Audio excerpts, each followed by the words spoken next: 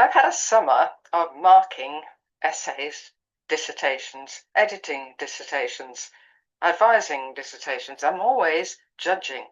Ooh, that sounds so negative in our current world. Maybe it isn't for you, but a lot of people, if they're going before a judge, they're rather terrified because they'll think there's something negative about it. There's something guilty about them, perhaps.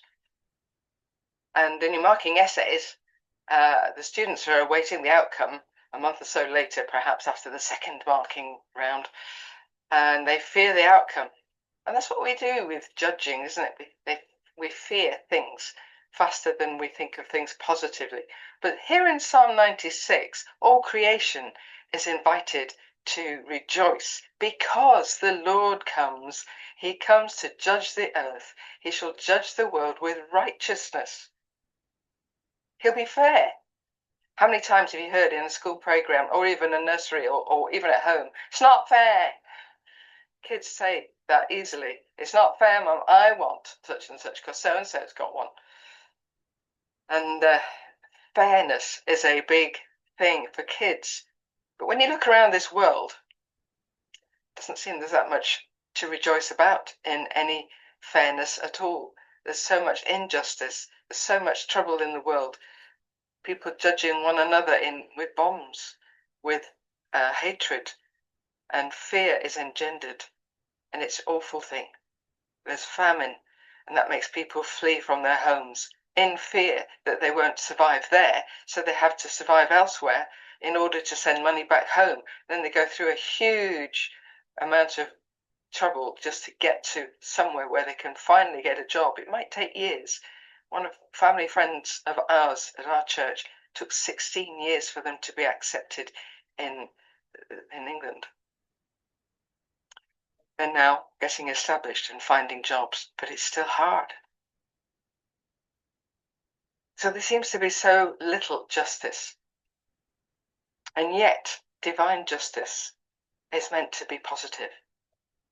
In this psalm, there's an emphasis that God is fair. He is judge. He comes to judge with equity, righteousness. Can be translated faithfulness and truth. There's quite a range of meaning with that word righteousness, tzedekah in Hebrew. And it's a puzzling sort of word because it leads to all of Paul's understanding of righteousness and us being justified.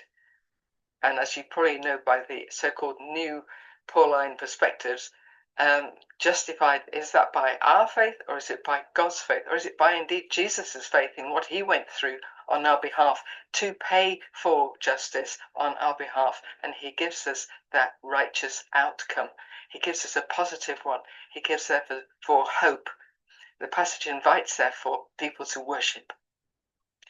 Are we worshipping God? Are we praising God? Are we ascribing to him the greatness that he is? Because he comes to judge the world in righteousness. And I trust that he will be doing soon with the mess that's around in the world. But it inspires us, meanwhile, to live in righteous ways.